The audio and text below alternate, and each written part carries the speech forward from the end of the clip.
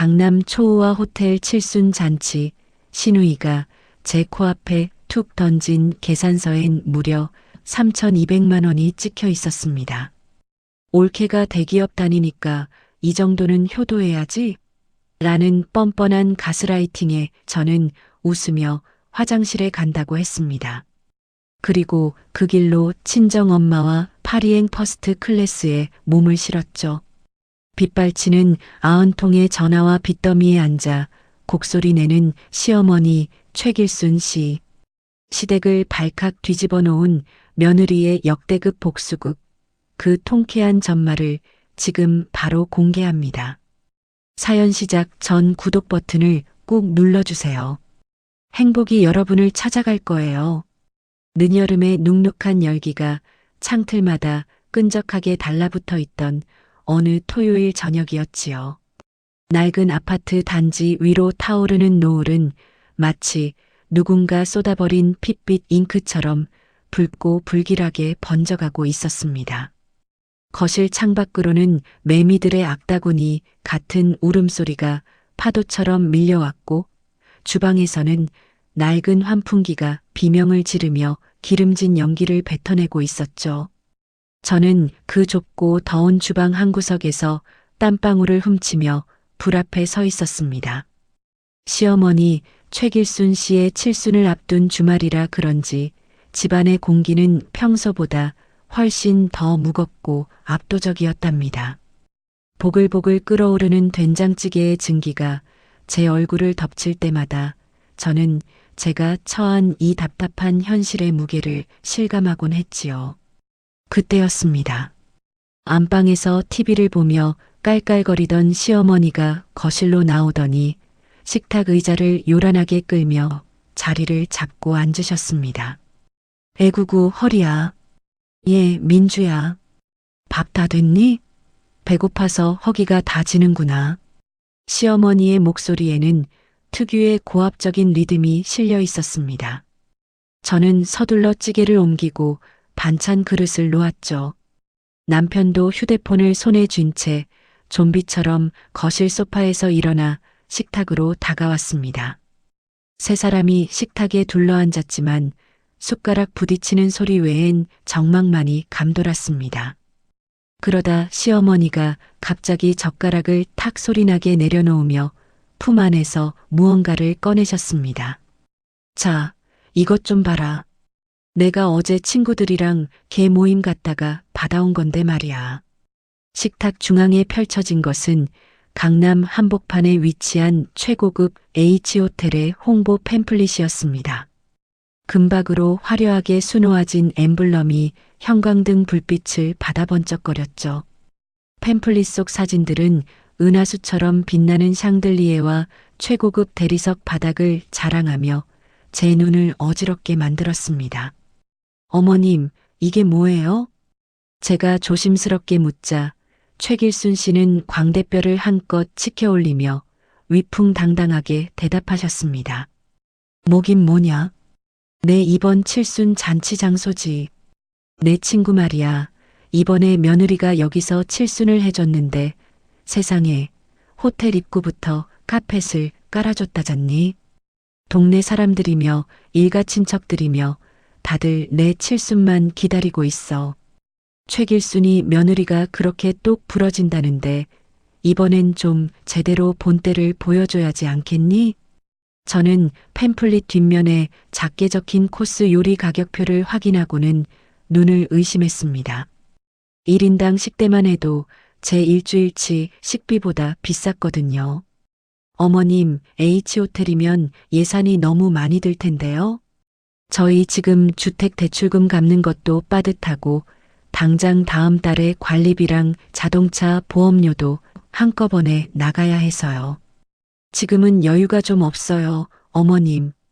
제 말이 끝나기가 무섭게 시어머니의 얼굴이 불그락푸르락 달아올랐습니다. 밥상을 엎을 기세로 시어머니가 소리를 지르기 시작하셨죠. 돈? 너 지금 나한테 돈 얘기하는 거냐? 3년 전 기억 안 나? 내가 네 생일 선물로 가방 사준 거. 그때 네가 그랬지? 나중에 다 갚아준다고. 그런데 이제 와서 시어머니 칠순 잔치에 돈 아깝다는 소리를 해? 내가 너한테 그 정도도 안 되니? 응? 남편은 제 표정은 보지도 않은 채 오히려 시어머니의 국그릇에 고기 건더기를 떠 넣어주며 말을 보탰습니다. 여보, 왜 그래? 엄마 생신인데 좀 기분 좋게 하면 안 돼?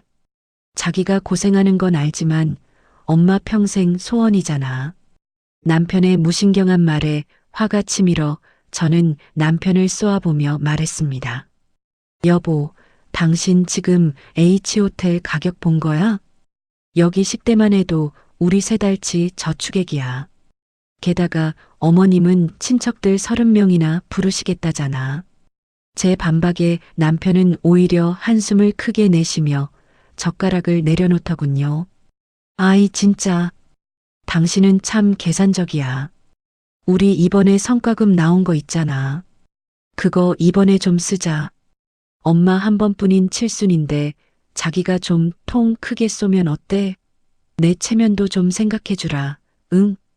친구들 엄마는 다 호텔에서 잔치하는데 우리 엄마만 동네 갈비집에서 할 수는 없잖아. 남편의 무책임한 말에 시어머니는 더욱 기세등등해지셨습니다. 그래, 내 남편 말이 100번 1000번 옳다. 내가 이미 친척 30명한테 다 전화를 돌려놨어. 강남 호텔 구경 한번 해보자고 다들 난리가 났다. 이 말이다. 너 이제 와서 시어머니를 거짓말쟁이로 만들 작정이야?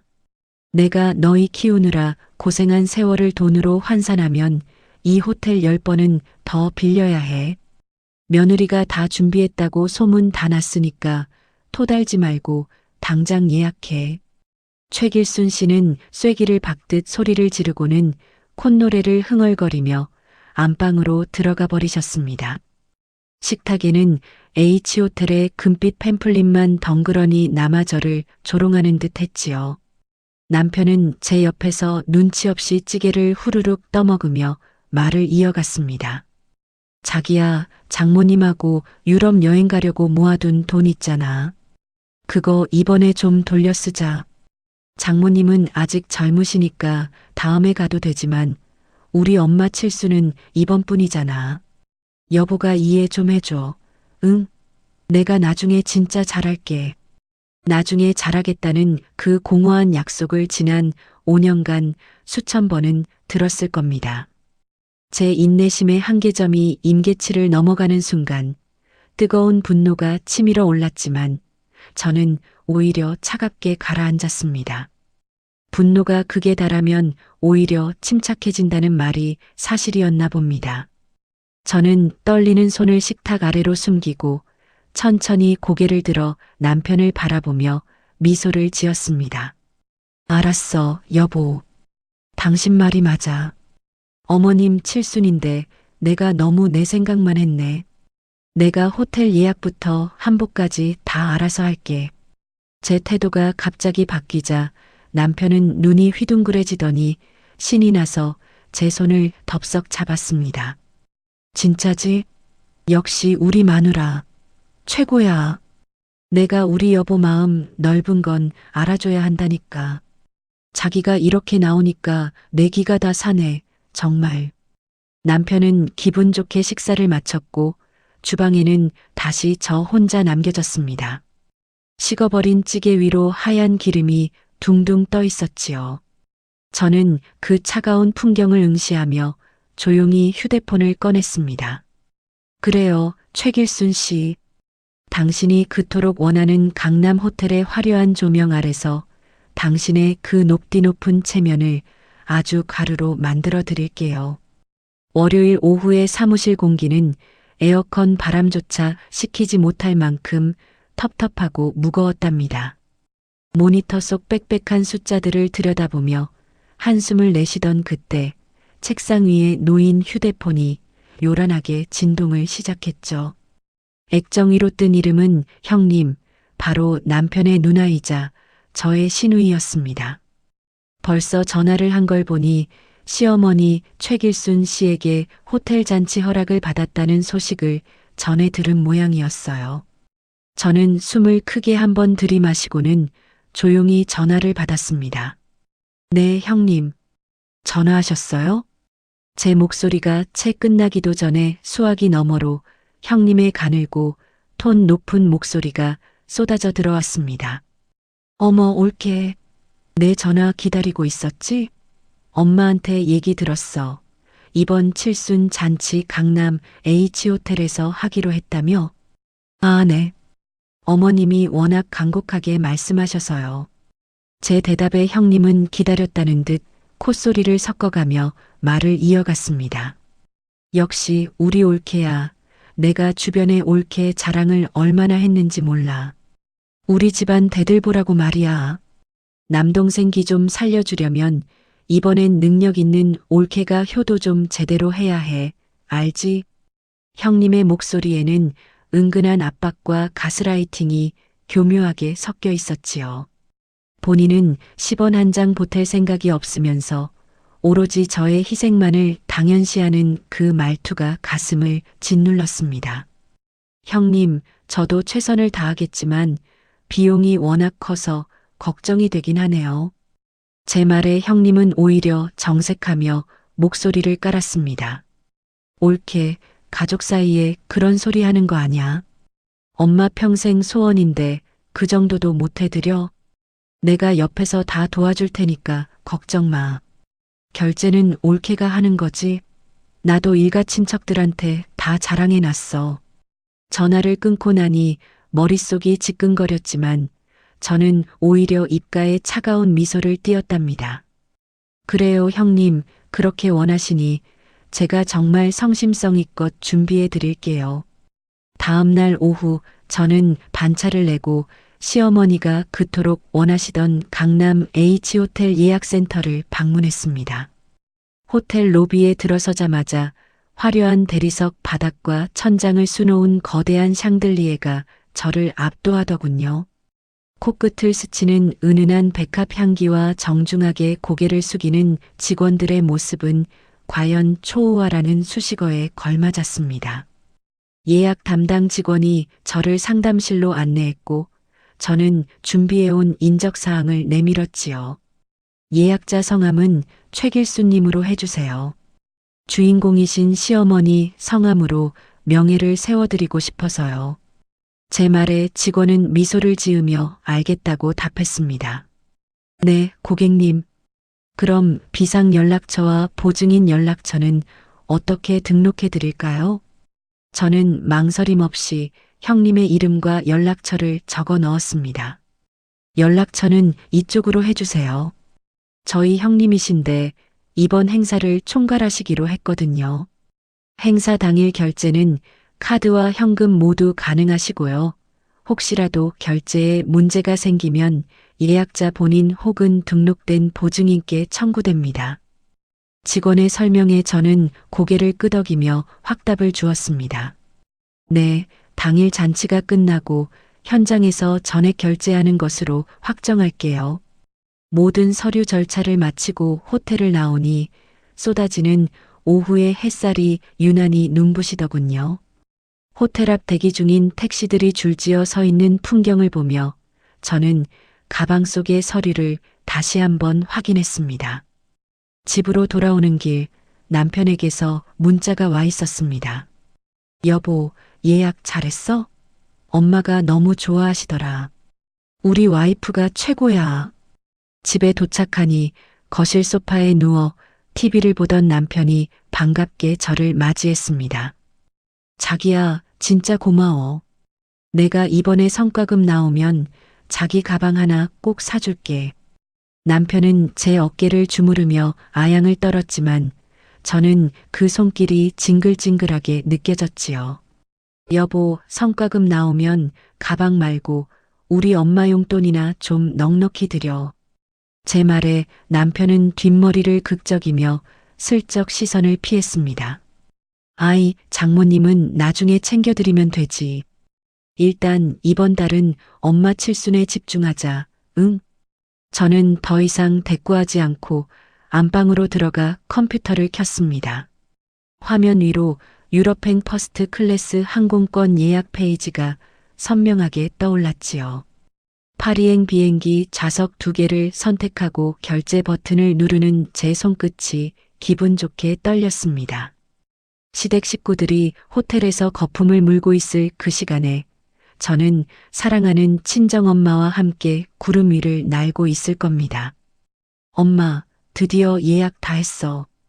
이번 여행은 정말 평생 잊지 못할 거야. 친정엄마와의 통화에서 제 목소리는 그 어느 때보다 밝고 활기찼답니다. 잔치 당일까지 남은 시간은 단 보름뿐이었죠. 저는 거실에서 들려오는 남편의 웃음소리를 들으며 조용히 여행 가방을 꺼내 구석에 숨겨두었습니다. 시어머니와 형님이 쳐놓은 덫이 결국 누구의 목을 조르게 될지는 아무도 모르는 채로 말입니다. 밤이 깊어지자 창밖으로 화려한 도심의 야경이 펼쳐졌고 저는 그 빛나는 풍경을 보며 내일을 준비했습니다. 이제 주사위는 던져졌고 저는 마지막 무대에 막이 오르기만을 기다릴 뿐이었지요.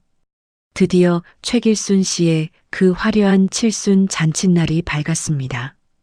강남 H호텔의 스위트룸 안은 이른 아침부터 분주한 열기로 가득했지요. 거울 앞에는 수백만 원을 호가한다는 명품 실크 한복을 차려입은 시어머니가 앉아 계셨습니다. 출장 메이크업 아티스트의 손길이 닿을 때마다 시어머니의 광대뼈는 승천할 듯 높이 솟구쳤죠. 어머, 어머님, 피부가 너무 고우셔서 화장이 찰떡같이 받으시네요. 아티스트의 입에 발린 칭찬에 시어머니는 거울 속 자신의 모습을 훑으며 연신 감탄사를 내뱉으셨습니다. 호호, 그런가요? 내가 평생 고생만 하고 살았는데 이제야 좀 빛을 보나 보네. 예, 민주야. 너도 이리 와서 내 얼굴 좀 봐라. 주름이 하나도 안 보이지 않니? 저는 뒤에서 묵묵히 시어머니의 장신구들을 챙기며 나지막이 대답했습니다. 네, 어머님. 오늘 정말 주인공 같으세요. 제 말이 떨어지기가 무섭게 옆에서 화려한 원피스를 차려입고 입술을 바르던 형님이 끼어들었죠. 올케, 그게 뭐야? 말투가 왜 그렇게 힘이 없어? 오늘 같은 날은 올케가 더 신이 나야지. 우리 엄마 기를 팍팍 살려줘야지 않겠어? 형님은 제 어깨를 툭 치며 거울 속 제 초라한 복장을 아래 위로 훑어보더군요. 근데 올케는 옷이 그게 뭐니? 명색이 강남 호텔 잔치인데 좀 좋은 거라도 사입지 그랬어. 형님, 저는 이것저것 챙기느라 바쁠 것 같아서 편한 옷으로 입었어요. 제 말에 형님은 콧방귀를 뀌며 다시 거울 앞으로 고개를 돌렸습니다. 하여튼 센스하고는. 하긴 돈 되는 사람이 주인공이지 뭐 안 그래? 정오가 되자 호텔 대연회장에는 초대받은 친척 30분이 하나둘 모여들기 시작했습니다. 은하수처럼 쏟아지는 샹들리에 조명 아래 시어머니는 입구에서부터 공주처럼 서서 하객들을 맞이하셨죠. 어머, 길순 언니. 이게 대체 몇 평이야? 잔치가 아주 어마어마하네. 친척 중 한 분이 놀란 눈으로 사방을 둘러보며 시어머니의 손을 잡았습니다. 최길순 씨는 기다렸다는 듯 제 어깨를 감싸 안으며 목소리를 높이셨죠. 호호, 뭘 이 정도 가지고 그래. 우리 며느리가 나 아니면 안 된다고 최고급으로만 골라준 거야. 우리 애가 밖에서 능력이 좋잖아. 이번 잔치 비용으로만 수천만 원을 시원하게 긁었다니까. 그 말에 주변 친척들이 저를 향해 부러움 섞인 시선을 보내며 수군거리기 시작했습니다. 역시 며느리 하나는 정말 잘 뒀어. 길순 동서는 전생에 나라를 구했나 봐. 그러게 말이야. 요즘 세상에 이런 효부가 어디 있어? 그럴 때마다 남편은 옆에서 어깨를 으쓱거리며 마치 본인이 해준 양 거드름을 피웠습니다. 자, 다들 안으로 들어가시죠. 오늘 메뉴는 제가 특별히 신경 쓴 거니까 마음껏 드세요. 남편은 제 허리에 손을 얹으며 귓속말을 속삭였지요. 여보, 봤지? 다들 부러워 죽으려고 하는 거. 나 오늘 친구들한테도 자랑 엄청나게 했어. 고마워, 자기야. 저는 남편의 가식적인 미소를 보며 조용히 고개를 끄덕였습니다. 연애가 시작되자 고급 코스 요리들이 줄지어 나오기 시작했고 분위기는 순식간에 달아올랐습니다. 하지만 신우이의 욕심은 거기서 끝이 아니었답니다. 지배인님, 여기 이 와인 말고 아까 그 리스트에 있던 제일 비싼 와인으로 5병 더 가져다 주세요. 형님이 손을 번쩍 들고 지배인을 부르자 지배인은 당황한 기색으로 제 눈치를 살폈습니다. 고객님, 그 와인은 병당 가격이 상당한데 괜찮으시겠습니까? 직원의 물음에 형님은 오히려 제 쪽을 가리키며 큰 소리로 대꾸했죠. 아, 그럼요. 여기 우리 올케가 계산 다 할 건데 무슨 걱정이에요? 오늘 우리 엄마 칠순인데 이왕 먹는 거 최고급으로 마셔야지 않겠어요? 당장 가져오세요. 시어머니도 옆에서 와인 잔을 흔들며 거드셨습니다. 그래, 지배인. 우리 며느리 돈 많으니까 걱정 말고 팍팍 내와. 예, 민주야. 너도 한 잔 마셔라. 이 비싼 걸 언제 또 먹어보겠니? 친척들은 역시 큰손 며느리다라며 연신 박수를 쳤고 연회장은 광기 어린 축제 분위기로 변해갔습니다. 고급 와인과 샴페인이 터지는 소리와 사람들의 웃음소리가 천장을 울렸지요. 저는 그 아수라장 같은 풍경을 바라보며 시계를 확인했습니다. 이제 계획된 시간이 얼마 남지 않았음을 직감했거든요. 잔치 한쪽 구석에서는 남편이 사촌들과 형님들이 주문한 비싼 양주를 따며 큰 소리로 웃고 있었습니다. 여보, 이 양주 진짜 대박이다. 한 병 더 주문해도 되지? 남편의 철없는 물음에 저는 빙긋이 미소를 지으며 대답했습니다. 그럼요, 자기야. 오늘 같은 날 아끼면 안 되지. 마음껏 마셔. 당신이 행복하면 나도 행복해. 제 대답에 신이 난 남편은 지배인을 향해 여기 양주 2병 더 추가요. 라고 외쳤습니다. 시어머니는 친척들에게 제 험담을 하던 평소 모습은 온데간데 없이 저를 천사 같은 며느리로 둔갑시키고 계셨죠. 하지만 그 화려한 조명과 웃음소리 뒤에서 저는 이미 모든 준비를 끝마친 상태였습니다. 가방 속 깊숙이 넣어둔 비행기 티켓의 감촉이 손끝에 닿을 때마다 심장이 시원하게 뛰었습니다. 최길순 씨와 시댁 식구들이 주인공 병에 취해 취기가 오를수록 저의 탈출 시간은 점점 더 가까워지고 있었답니다. 저는 식어버린 스테이크를 한 점 썰어 입에 넣으며 생각했습니다. 당신들이 오늘 마신 그 비싼 와인 한 방울 한 방울이 내일은 피눈물이 되어 흐르게 될 거라고 말이죠. 연회장 안을 가득 채운 화려한 웃음소리가 마치 거대한 파멸의 전주곡처럼 제 귀에는 들리고 있었답니다. 최길순 씨의 칠순 잔치는 그야말로 광란의 축제처럼 흘러가고 있었죠. 테이블 위에는 반쯤 남은 스테이크와 고가의 빈 와인병들이 굴러다니고 있었습니다. 일가 친척 30명은 이미 취기가 올라 목소리가 한껏 커진 상태였답니다. 아이고, 길순아. 정말 오늘 호강 제대로 하네. 그러게 말이야. 내 평생 이런 호텔 코스 요리는 처음 먹어봐. 친척들의 칭송이 이어질수록 시어머니의 어깨는 하늘 높은 줄 모르고 치솟았습니다. 저는 멀리서 그 풍경을 가만히 응시하며 서 있었죠. 그때였습니다. 와인을 몇 잔 마셔 얼굴이 벌개진 형님이 비틀거리며 제 쪽으로 다가왔습니다. 형님의 손에는 호텔 로고가 선명하게 박힌 두툼하고 하얀 봉투가 들려 있었지요. 올케, 여기 좀 봐. 이제 슬슬 정산할 시간이야. 형님은 제 옆구리를 툭 치며 봉투 속에서 서류 뭉치를 꺼내 제 눈앞에 들이밀었습니다. 자, 이게 오늘 최종 계산서야. 아까 내가 주문한 빈티지 와인이랑 양주까지 다 포함된 거거든. 저는 형님이 내민 서류를 건네받아 천천히 훑어보았습니다. 맨 아래 적힌 숫자를 보는 순간 저도 모르게 헛웃음이 나오더군요. 합계 3,245만 원. 예상했던 금액보다도 조금 더 넉넉하게 청구되어 있었습니다. 형님, 금액이 생각보다 더 많이 나왔네요. 3,200만 원이라니요. 제 목소리가 조금 떨리는 척하자 형님은 눈을 가늘게 뜨며 제 팔을 꽉 잡았습니다. 옳게, 지금 이 상황에 그게 무슨 소리야? 저기 어머님 얼굴 좀 봐. 저렇게 행복해 하시는데 올케가 초를 칠 거야? 여기 있는 친척들이 다 올케가 쏘는 거라고 알고 있는데 이제 와서 돈 아깝다고 하면 어머님 체면이 뭐가 되겠어? 형님은 제 귀에 대고 차갑게 속삭였습니다. 올케 보너스 받은 거랑 모아둔 돈 있잖아.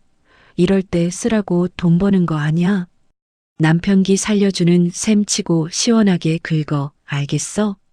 그때 소파에서 사촌들과 웃고 있던 남편이 저희 쪽으로 성큼성큼 다가왔습니다. 남편은 이미 취기가 올라 눈이 풀린 상태였지요. 여보, 누나랑 무슨 얘기해? 계산서 나왔어? 남편은 제가 들고 있던 서류를 뺏어보더니 별일 아니라는 듯 툭 내뱉었습니다. 어우, 생각보다 좀 나왔네. 그래도 뭐 우리 와이프 능력이면 이 정도쯤이야 껌이지. 여보, 엄마가 친척들 앞에서 자기 칭찬을 얼마나 하시는지 몰라. 오늘 자기가 시원하게 결제하면 나 정말 이 집안에서 고개 꼿꼿이 들고 살 수 있어. 부탁해, 응? 남편은 제 어깨를 감싸 안으며 평소처럼 아양을 떨었지만 그 손길이 소름 끼치도록 싫었습니다. 자기야, 정말 내가 이 돈을 다 내길 바라는 거지? 제 물음에 남편은 오히려 정색하며 목소리를 높였습니다. 아, 그럼 누가 내? 내가 돈 없는 거 뻔히 알면서. 너는 대기업 다니면서 그 정도 돈도 못 써? 부부끼리 너무 야박하게 굴지 마라. 진짜 정 떨어지니까. 남편의 입에서 나온 정 떨어진다는 말에 저는 마음속으로 환호성을 질렀습니다. 그래, 그 말을 기다렸어. 시어머니 최길순 씨도 어느새 저희 쪽으로 다가와 잔을 흔들며 거들었습니다. 예, 민주야. 뭘 꾸물거리고 있어? 다들 며느리 결제하는 거 구경하겠다고 난리다. 얼른 가서 긁고 와라. 내 평생 이런 데서 며느리 덕 좀 보나 했더니 끝에 가서 왜 이렇게 속을 썩이니? 친척들 30명의 시선이 일제히 저에게 쏠렸습니다. 마치 큰 은혜라도 베푸는 양저를 바라보는 그 탐욕스러운 눈빛들을 잊을 수가 없군요. 저는 천천히 고개를 끄덕이며 입가에 가느다란 미소를 띄었습니다. 네, 어머님. 형님 말씀이 맞아요. 제가 너무 예민했네요. 어머님 칠순인데 제가 기분 좋게 결제해야죠. 제 대답에 시어머니와 형님은 그제야 환하게 웃으며 제 손등을 두드렸습니다. 역시 우리 올케야. 내가 이럴 줄 알았다니까. 그래, 우리 민주가 최고지. 자, 다들 박수 쳐. 우리 며느리가 결제하러 간다. 최길순 씨의 선창에 연회장 안에는 우레와 같은 박수 소리가 터져 나왔습니다. 역시 지영이네 며느리 대단해. 효부가 따로 없네, 효부가. 칭송의 목소리가 커질수록 저는 더욱 깊게 고개를 숙이며 순종적인 며느리 연기를 이어갔습니다. 남편은 제 허리에 손을 얹고 마치 승리자라도 된 양거드름을 피우며 저를 로비 쪽으로 이끌었지요. 여보, 빨리 다녀와. 나 사촌 형들이랑 양주 한 병 더 따기로 했거든. 저는 남편의 손을 가볍게 뿌리치며 부드럽게 대답했습니다. 자기야, 당신은 더 즐기고 있어. 나 지배인님하고 따로 얘기할 게 좀 있어서 그래. 금방 하고 올 테니까 어머님 잘 모시고 있어. 알았지? 남편은 응, 알았어. 여보 최고. 라며 다시 술자리로 달려갔습니다. 저는 형님이 건넨 그 하얀 봉투를 손에 꼭 쥔 채 뒤도 돌아보지 않고 연회장 문을 열었습니다. 연회장 문을 열고 나오자마자 느껴지는 복도의 공기는 아찔할 정도로 차갑고 고요했답니다. 조금 전까지 저를 짓누르던 30여 명의 시선과 시끄러운 박수 소리가 문 하나를 사이에 두고 아득하게 멀어지더군요. 저는 손에 든 하얀 봉투를 꽉 쥐고는 일부러 비틀거리며 벽을 짚었습니다. 뒤따라 나오려던 시누이가 제 모습을 보고는 깜짝 놀라 달려왔죠. 올케, 왜 그래? 어디 아파? 지금 결제하러 가야 하는데 왜 이래? 시누이의 목소리에는 걱정보다는 결제가 늦어질까봐 전전긍긍하는 기색이 역력했습니다. 저는 눈에 힘을 풀고 식은땀이 흐르는 척 연기하며 배를 움켜쥐었지요. 형님, 갑자기 배가 너무 아파서요. 아까 마신 와인이 잘못됐나 봐요. 아니, 이 중요한 순간에 배가 아프면 어떡해. 지배인이 저기서 기다리고 있단 말이야.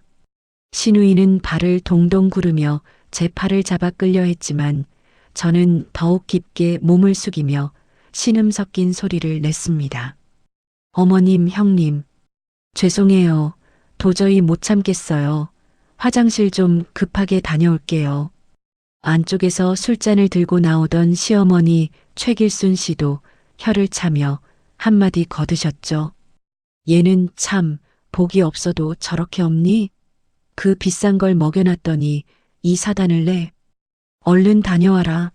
사람들 다 기다리는데 주인공이 자리를 비우면 어떡해. 시어머니는 제 건강보다 하객들 앞에서 제가 카드를 긁는 그 퍼포먼스를 놓치는 게 더 아쉬운 모양이었습니다. 남편도 어느새 제 곁으로 다가와 제 어깨를 흔들며 속삭였답니다. 자기야, 많이 아파? 얼굴이 하얗네. 근데 지배인님이 결제 서류 가지고 로비에서 대기 중이시거든. 당신 금방 올 수 있지?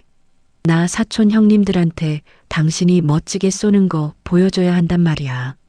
남편의 그 철없는 목소리를 듣는 순간 제 마음속의 마지막 미련조차 깨끗하게 사라지는 기분이 들더군요. 응, 여보. 금방 다녀올게.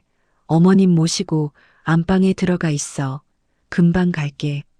저는 남편의 손을 힘없이 뿌리치고는 화장실이 있는 복도 끝을 향해 절뚝거리며 걸어갔습니다. 모퉁이를 돌아 시댁 식구들의 시선이 완전히 차단되는 것을 확인하자마자 제 걸음걸이는 순식간에 가벼워졌죠. 화장실 안으로 들어서자마자 가장 끝 칸의 문을 걸어 잠그고 변기 위에 주저앉았습니다. 가슴이 터질 듯이 두근거렸지만 그것은 공포가 아니라 환희에 가까운 떨림이었답니다. 저는 미리 화장실 청소 도구함 뒤에 숨겨두었던 제 작은 백팩을 꺼냈습니다. 어제 오후 호텔 지배인과 상담하러 왔을 때 몰래 숨겨두었던 저만의 탈출 키트였지요. 미리 준비한 편안한 청바지와 후드 티셔츠를 빠르게 챙겨 입었고 푹신한 운동화로 갈아 신었죠. 거울 속에 저는 더 이상 시댁의 노예인 며느리가 아니라 자유를 찾아 떠나는 한 사람의 모습이었습니다. 효도는 셀프입니다. 어머님. 준비를 마친 저는 모자를 깊게 눌러쓰고 화장실을 나섰습니다. 호텔 로비는 여전히 화려한 조명으로 번쩍이고 있었지만 그 누구도 평범한 차림의 저를 주목하지 않았죠. 조금 전까지 수천만 원을 쓰는 큰손 며느리로 칭송받던 여자가 이렇게 유유히 사라질 줄은 꿈에도 몰랐을 겁니다. 호텔 정문을 통과하자 시원한 밤바람이 제 뺨을 스치며 지나갔습니다. 저는 미리 호출해둔 콜택시가 호텔 입구에 서 있는 것을 발견하고 망설임 없이 올라탔지요. 기사님, 인천공항으로 가주세요. 최대한 빨리요. 택시가 미끄러지듯 호텔 앞마당을 빠져나갈 때 저는 창밖으로 멀어지는 H호텔의 화려한 외관을 응시했습니다. 연회장의 불빛이 밤하늘을 수놓고 있었지만 제 눈에는 그것이 곧 무너져 내릴 모래성처럼 보였답니다. 손님, 무슨 좋은 일 있으신가 봐요? 표정이 아주 밝으시네. 백미러로 저를 보던 기사님이 웃으며 말을 건네시더군요. 네, 기사님. 평생 밀린 숙제를 한꺼번에 다 끝냈거든요. 저는 창문을 살짝 내리고 밤 공기를 들이마셨습니다. 매연조차 달콤하게 느껴질 만큼 제 가슴은 시원하게 뚫려 있었지요. 택시가 고속도로에 진입하자 호텔의 실루엣은 완전히 사라졌고 저는 비로소 가방에서 휴대폰을 꺼냈습니다. 최길순 씨, 그리고 나의 남편. 당신들이 그토록 사랑하던 그 체면과 돈이 오늘 밤 당신들을 어떻게 파멸시키는지 똑똑히 지켜보길 바래요. 저는 이제 당신들의 며느리도 아내도 아닌 오직 저 자신으로 살아가기 위해 날아오를 준비가 되었으니까요. 어둠을 뚫고 공항으로 향하는 차 안에서 저는 그 어느 때보다 진심 어린 웃음을 터뜨리고 말았답니다. 연회장 안의 열기는 정점을 찍고 서서히 식어가는 중이었답니다. 제가 자리를 비운 지 벌써 30분이 훌쩍 넘어가고 있었지요. 처음에는 올케가 속이 많이 안 좋은가 보네라며 대수롭지 않게 여기던 신우이의 얼굴에 초조함이 서리기 시작했습니다. 남편 역시 거나하게 취해 사촌 형님들과 어깨동무를 하고 있다가도 자꾸만 연회장 입구 쪽으로 고개를 돌렸죠. 예, 상훈아. 민주는 왜 이렇게 안 오니? 화장실에서 살림이라도 차린 거야? 시어머니 최길순 씨가 얼근하게 취한 목소리로 남편을 재촉했습니다. 글쎄요, 엄마. 아까 진짜 아파 보이긴 했는데 내가 가서 한번 보고 올까? 남편이 자리에서 일어나려던 그때 검은 정장을 반듯하게 차려입은 호텔 지배인이 서류 뭉치를 들고 조용히 다가왔습니다. 지배인의 표정은 한치의 흐트러짐도 없이 정중했지만 그 눈빛만은 얼음처럼 차가웠지요. 실례합니다. 오늘 행사의 예약자이신 최길순 고객님 되십니까? 지배인의 물음에 시어머니는 턱을 한껏 치켜세우며 와인 잔을 흔들었습니다. 그래요, 내가 최길순이요. 왜요? 우리 며느리가 아직 안 왔나 보지? 지배인은 고개를 약간 숙이며 손에 든 정산서를 시어머니 앞에 내려놓았습니다. 고객님, 연회 종료 시간이 다 되어 정산을 마무리해 주셔야 합니다. 행사 시작 전 약정하신 대로 예약자 본인께서 현장 결제를 진행해 주시기로 하셨습니다. 그 말에 옆에 있던 신우이가 눈을 부라리며 지배인을 쏘아보았답니다. 아니, 지배인님, 아까 우리 올케가 결제하러 간다고 나갔잖아요. 거기 카운터에 가서 물어보세요. 지배인은 감정 없는 로봇처럼 차분하게 대답을 이어갔습니다. 아직 아무도 결제하러 오지 않으셨습니다.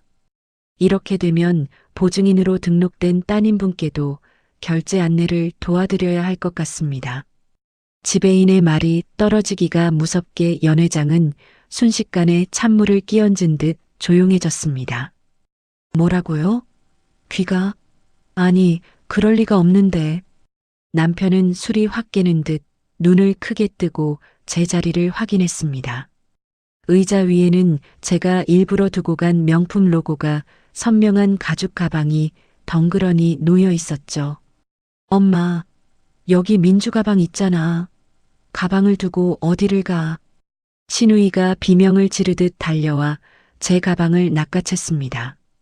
그래, 올케가 이 비싼 가방을 두고 갈 사람이 아니지.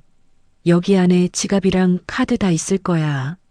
신우이는 마치 보물 상자를 열 듯 떨리는 손으로 가방의 지퍼를 거칠게 열어젖혔지요. 시어머니와 남편 그리고 주변의 친척 30명이 숨을 죽이고 그 모습을 지켜보았습니다.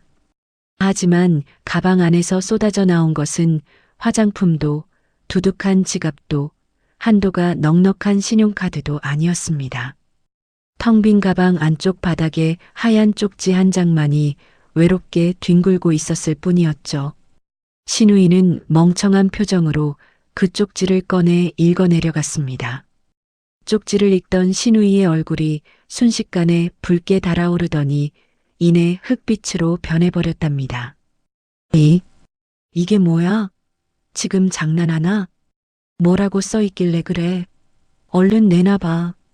최길순 씨가 신우이의 손에서 쪽지를 뺏어들었습니다. 거기엔 정갈한 필체로 딱 한 문장이 적혀 있었지요. 효도는 셀프입니다. 어머님. 직접 예약하신 3,200만 원 품격 있게 해결하시길 바래요. 최길순 씨는 쪽지를 읽자마자 뒷목을 잡으며 휘청거렸습니다. 이 발칙한 년이 감히 시어머니를 상대로 사기를 쳐? 지배인은 시어머니의 비명에도 아랑곳하지 않고 다시 한번 정산서를 내밀었습니다. 최길순 고객님, 오늘 총 결제 금액은 부가세 포함 3,245만 원입니다. 예약 명의자가 본인이시고 계약서상의 지불 의무 또한 본인에게 있습니다. 지금 즉시 결제가 이루어지지 않으면 호텔 규정에 따라 경찰을 대동한 조치가 취해질 수 있음을 알려드립니다. 경찰이라는 단어가 나오자 옆에서 공짜 밥을 먹던 친척들이 웅성거리기 시작했습니다. 아니, 이게 무슨 망신이야? 며느리가 돈 낸다고 해서 온 건데? 길순 언니 며느리가 다 해준다고 그렇게 자랑을 하더니 이게 대체 어떻게 된 거야? 3,200만 원? 세상에 우리는 돈 한 푼도 없는데 어떻게? 친척들의 수군거림은 예리한 칼날이 되어 최길순 씨의 심장을 찔렀습니다. 방금 전까지 여왕처럼 대접받던 시어머니는 이제 호텔 로비에서 돈 한 푼 없는 노파로 전락해버린 것이죠. 신우이는 사색이 되어 자신의 지갑을 뒤졌지만 백화점에서 긁어댄 카드들은 이미 한도가 초과된 지 오래였습니다. 상훈아, 너 뭐해? 빨리 민주한테 전화해봐. 이 미친년이 어디까지 갔는지 잡으란 말이야. 남편은 덜덜 떨리는 손으로 제 번호를 눌렀지만 들려오는 것은 차가운 기계 음뿐이었답니다. 안 받아. 차단했나 봐. 단톡방도 나갔어. 남편의 허망한 대답에 최길순 씨는 바닥에 주저앉아 통곡하기 시작했습니다. 내 팔자야. 며느리한테 홀딱 속아서 이 나이에 감옥 가게 생겼네. 호텔 로비의 화려한 샹들리에 조명은 이제 그들을 비추는 영광의 빛이 아니었습니다. 그들의 수치심과 파멸을 만천하에 드러내는 가혹한 감시등이 되어버렸지요.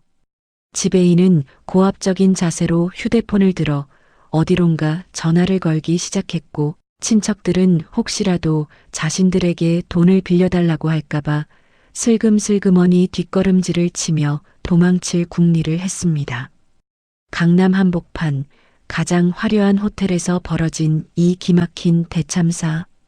그 중심에서 최길순 씨와 신우이는 3,200만 원이라는 거대한 빚더미를 마주한 채 처절하게 무너져 내리고 있었답니다. 저는 그 아수라장을 상상하며 공항 대기실에서 향긋한 커피 한 잔을 들이켰지요. 진정한 복수는 이제 막 시작되었을 뿐이었으니까요. 시어머니 최길순 씨, 오늘 밤 당신의 품격은 그 바닥에서 얼마나 더 처참하게 굴러다닐까요?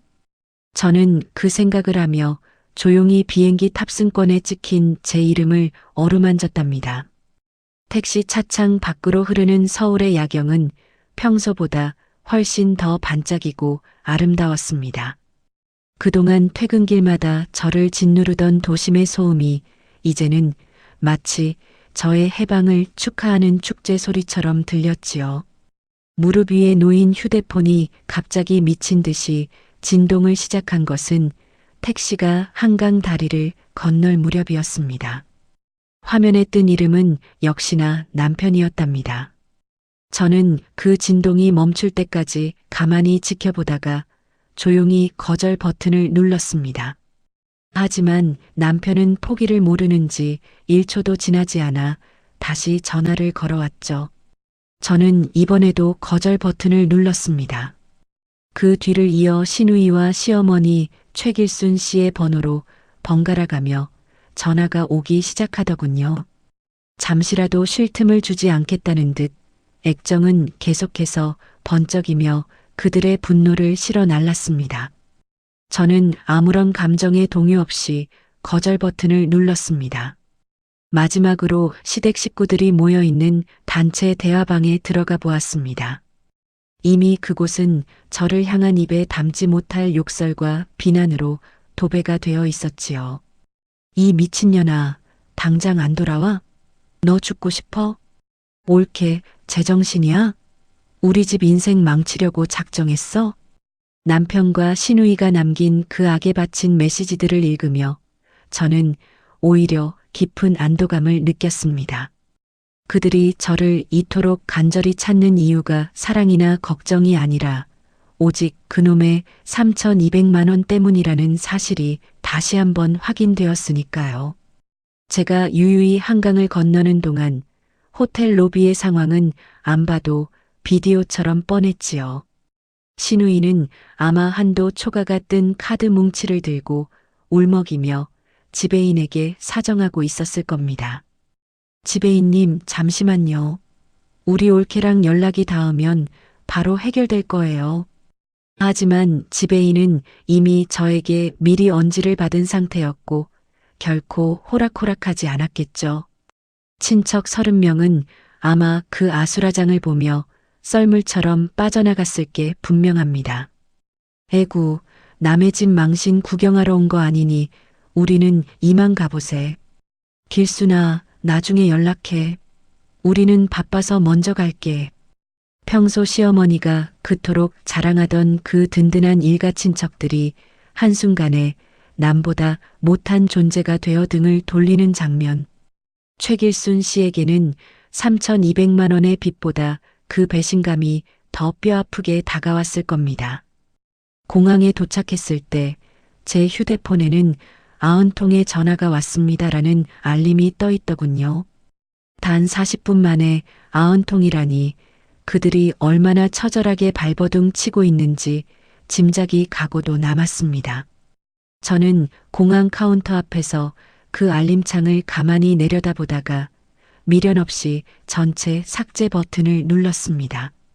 90번의 절규가 단 한 번의 터치로 사라지는 순간 제 마음속에 남아있던 일말의 부채감도 함께 씻겨 내려갔지요. 손님, 짐은 이게 전부이신가요? 직원의 친절한 물음에 저는 고개를 끄덕이며 환하게 웃었습니다. 네, 가벼울수록 좋아서요. 정말 그랬습니다.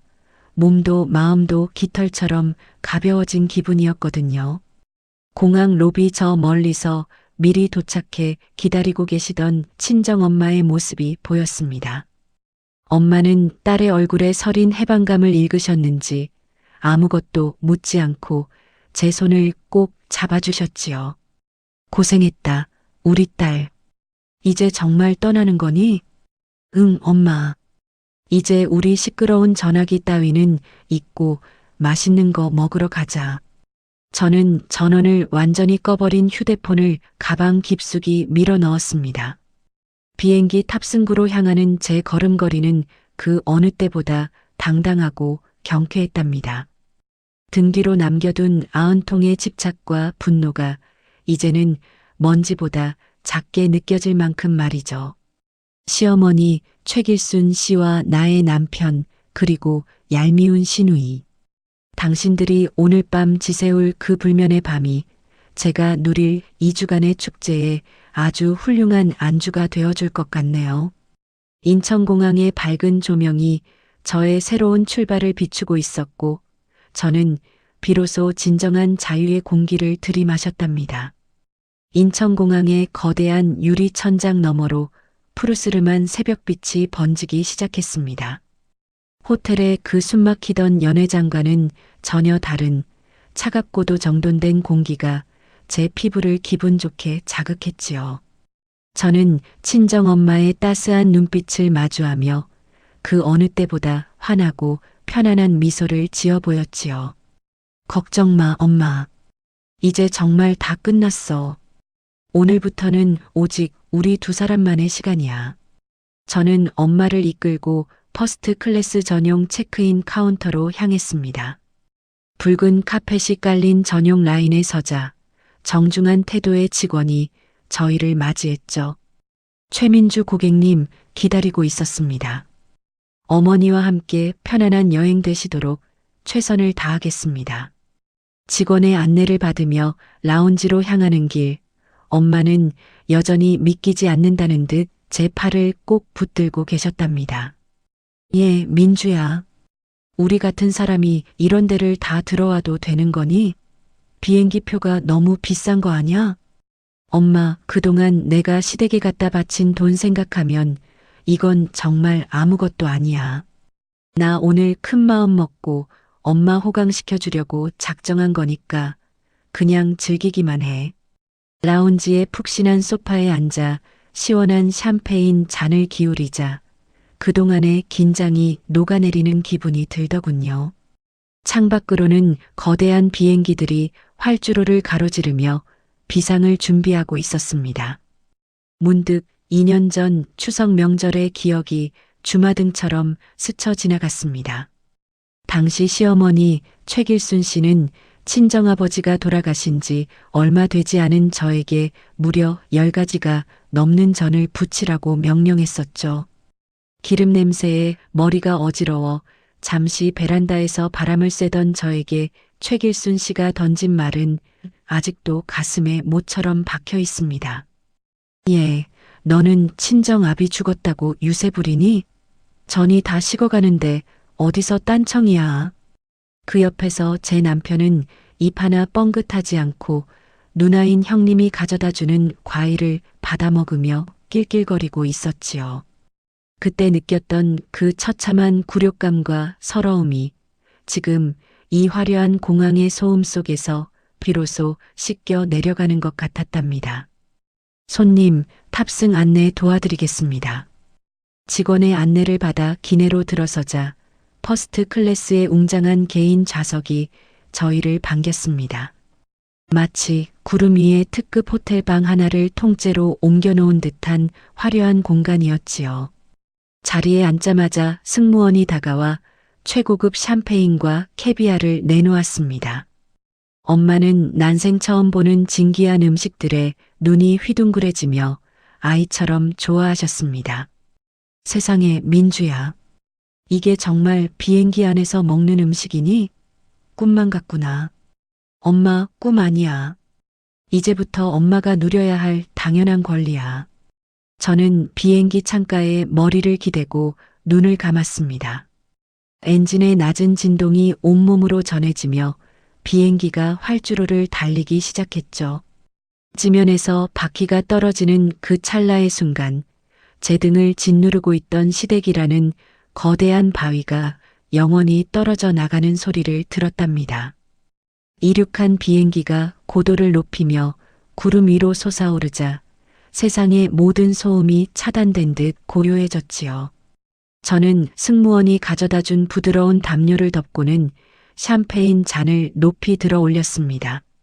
최길순 씨, 지금쯤 호텔 로비 바닥에서 울부짖고 계시겠네요. 그리고 여보, 당신이 그토록 원하던 그 체면 때문에 이제 평생 빚쟁이 신세로 살게 된 걸 축하해. 저는 마음속으로 그들을 향해 마지막 작별 인사를 건넸습니다. 비행기 유리창 밖으로는 끝없이 펼쳐진 솜사탕 같은 구름 위로 붉은 태양이 떠오르고 있었죠. 그 빛나는 풍경을 바라보며 저는 다짐했습니다. 다시는 누군가의 희생을 당연하게 여기는 사람들에게 제 소중한 인생을 단 1분 1초도 허비하지 않겠다고 말입니다. 좌석을 180도 눕혀 침대처럼 만들고 눕자 세상에서 가장 달콤한 잠이 밀려왔습니다. 시댁 식구들의 독설도 남편의 무책임한 방관도 이제는 닿을 수 없는 아주 먼 행성의 이야기처럼 느껴졌답니다. 엄마의 고요한 숨소리를 들으며 저는 비로소 진정한 평온 속으로 빠져들었습니다. 이 여행이 끝날 무렵 저는 완전히 다른 사람이 되어 돌아가게 될 것임을 확신했지요. 구름 위를 가로지르는 비행기는 저를 싣고 지옥 같던 과거를 지나 찬란한 미래로 묵묵히 나아가고 있었답니다. 파리의 아침은 서울보다 훨씬 느리고 우아하게 밝아왔습니다. 창문을 열자 차가우면서도 상쾌한 공기와 함께 고소한 크루아상 굽는 냄새가 방 안으로 밀려 들어왔지요. 저는 호텔 테라스에 앉아 저 멀리 안개 속에 우뚝 솟은 에펠탑을 바라보며 진한 에스프레소 한 잔을 들이켰답니다. 평생 시댁 식구들의 뒤치다꺼리를 하느라 아침 식사조차 서서 때우던 제게 이런 평화로운 아침은 마치 다른 세상의 일처럼 비현실적이었죠. 민주야, 정말 안 받아도 되겠니? 아까부터 내 가방 안에서 진동이 느껴지는 것 같아서 말이다. 맞은편에 앉은 친정 엄마가 걱정스러운 눈빛으로 제 가방을 가리키셨습니다. 저는 미소를 지으며 가방 깊숙이 잠들어 있던 휴대폰을 꺼내 들었지요. 인천공항을 떠난 지 이틀 만에 핸드폰을 보는 순간이었습니다. 문자 메시지, 카카오톡, 부재중 전화 알림이 폭포수처럼 화면을 뒤덮어버렸죠. 저는 가장 먼저 시댁 식구들과 친척들이 모여있던 그 단체의 대화방을 확인했습니다. 이미 999개가 넘어버린 메시지들을 거꾸로 훑어 올라가는 것만으로도 그날 밤의 참상이 눈앞에 선하게 그려졌습니다. 최길순 씨 결국 사고 쳤네. 며느리 돈으로 생색내더니 이게 무슨 망신이야? 호텔 지배인이 경찰 부른다고 난리쳐서 우리도 무서워서 얼른 나왔잖아. 길순 언니 잔치 비용 때문에 사채업자한테 연락받았다며? 사실이야? 친척들의 수군거림은 이미 비수로 변해 시어머니 최길순 씨의 심장을 갈기갈기 찢어놓고 있었답니다. 그토록 목숨처럼 아끼던 체면이 강남 한복판에서 쓰레기처럼 구르고 있었던 것이죠. 시누이인 형님이 보낸 개인 메시지는 더욱 처절하고 악에 받쳐 있었습니다. 옳게, 제정신이야? 우리 집 지금 풍비박산 났어. 엄마는 그날 밤 호텔 미납금 갚으려고 평생 모은 쌈짓돈에 금반지까지 다 팔았단 말이야. 나도 우리 남편 몰래 비상금 쓴 거 들통나서 지금 이혼하게 생겼어. 당장 전화 안 해? 형님의 절규 섞인 문자를 읽으며 저는 나지막이 헛웃음을 터뜨렸습니다. 남의 돈 3,200만 원은 우습게 여기더니 정작 자신들의 금반지 몇 동과 비상금이 날아가는 것에는 피눈물을 흘리는 그 이기심이 참으로 가증스러웠거든요. 마지막으로 확인한 것은 남편의 메시지였습니다. 처음에는 여보, 장난이 너무 심하다. 빨리 와서 해결해라며 달래는 척하더니 시간이 지날수록 너 미쳤어? 너 오면 죽을 줄 알아. 라며 본색을 드러내더군요. 하지만 가장 최근에 온 문자는 아주 비굴하기 짝이 없었습니다. 민주야, 내가 잘못했어. 엄마가 매일 곡소리를 내고 계셔. 제발 돌아와서 이 상황 좀 수습해 주라. 응? 남편의 구걸 섞인 문자를 보며 저는 비로소 진정한 사이다를 마신 듯한 쾌감을 느꼈답니다. 제가 그동안 흘렸던 눈물과 억울함에 비하면 그들이 겪고 있는 고통은 이제 겨우 시작일 뿐이었으니까요. 저는 엄마를 불러 에펠탑을 배경으로 가장 행복한 미소를 지으며 사진 한 장을 찍었습니다.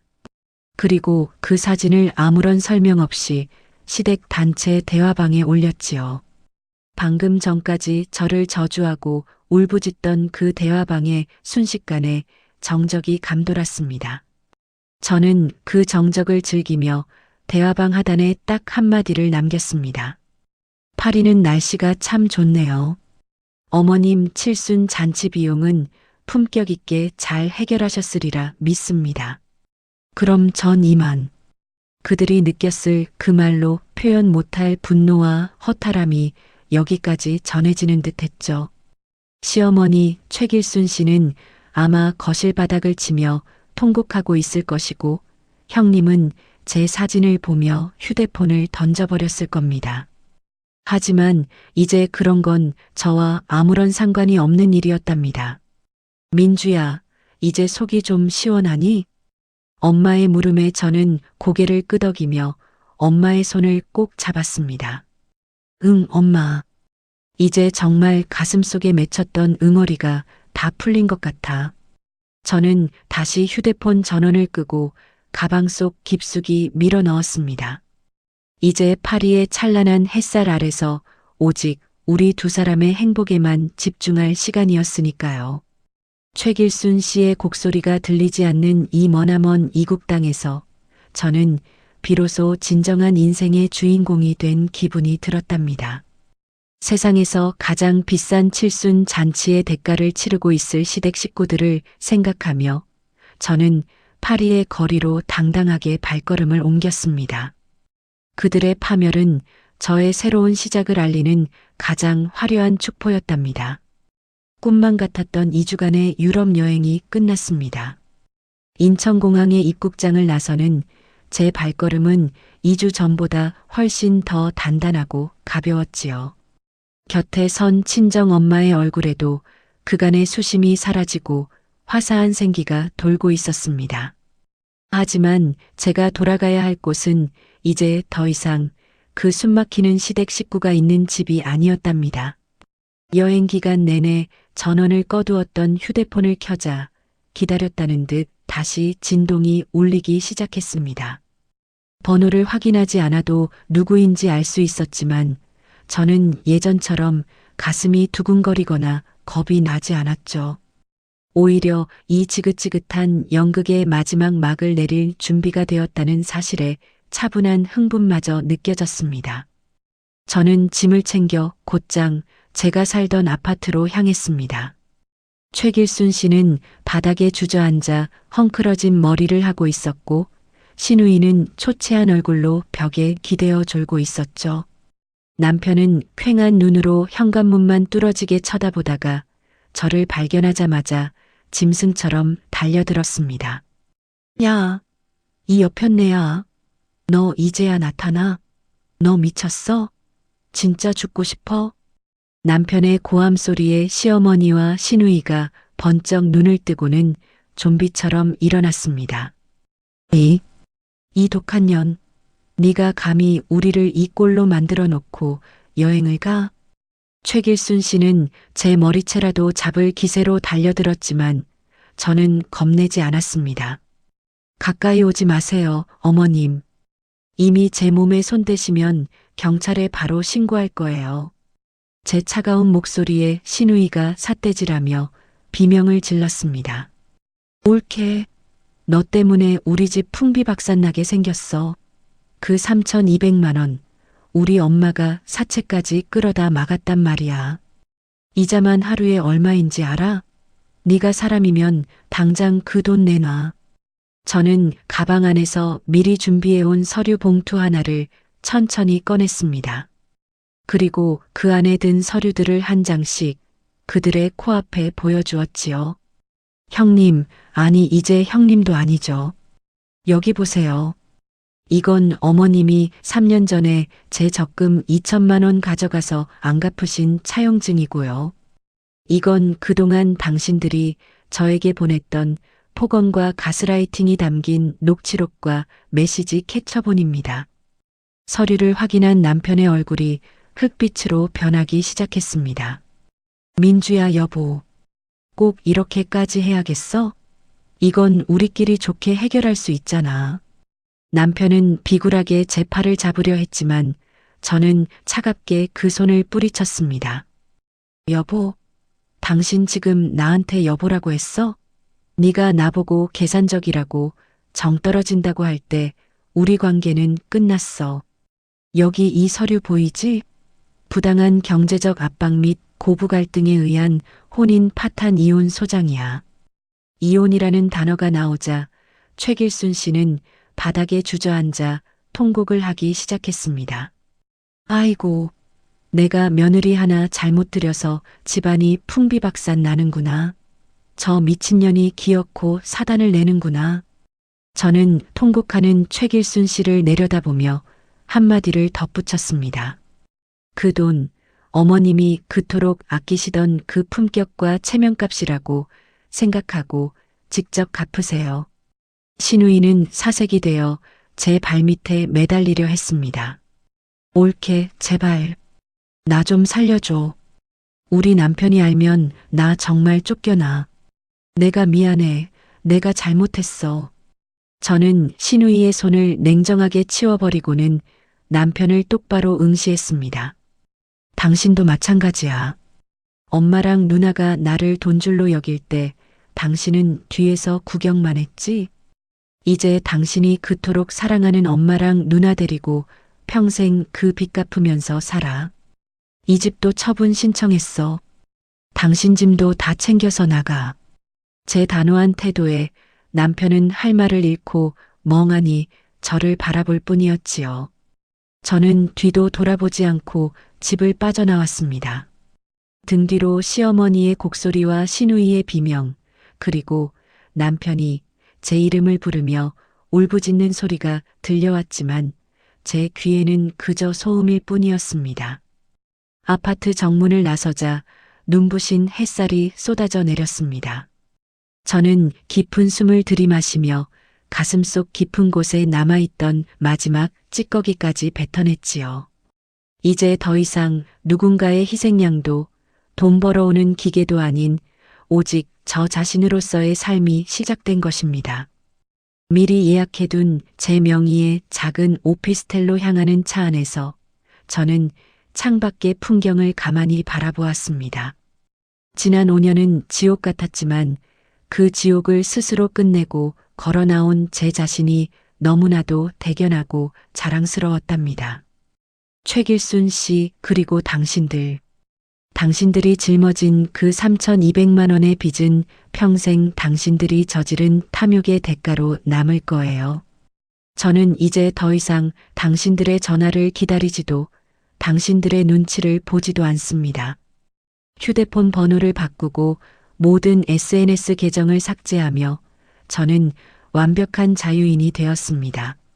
지평선 너머로 뉘엿뉘엿지는 노을을 보며 저는 비로소 진심 어린 평화를 느꼈습니다.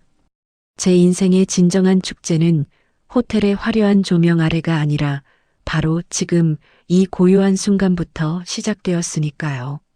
저는 입가에 옅은 미소를 띠며 저만의 새로운 미래를 향해 우아하게 나아갔답니다. 그들의 곡소리가 들리지 않는 아주 멀고 행복한 곳으로 말이죠. 며느리를 그저 돈줄로만 여기던 시댁 식구들에게 남긴 주인공의 마지막 한마디, 효도는 셀프라는 말이 가슴 깊이 남는 사연이었죠.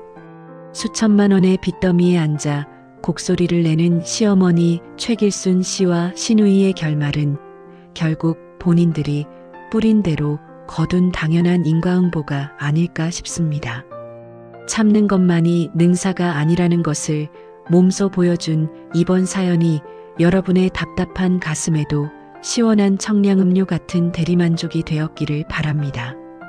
주인공의 용기 있는 새 출발을 함께 응원하고 싶으시다면 화면 아래 구독과 좋아요를 꼭 눌러주세요. 여러분의 생각이나 비슷한 경험담이 있다면 댓글로 자유롭게 나누어 주시는 것도 잊지 마시고요. 저는 앞으로도 가슴이 뻥 뚫리는 통쾌하고 사이다 같은 사연들을 가득 담아 다시 찾아오겠습니다. 오늘도 끝까지 시청해 주셔서 정말 감사합니다. 평안한 하루 보내세요.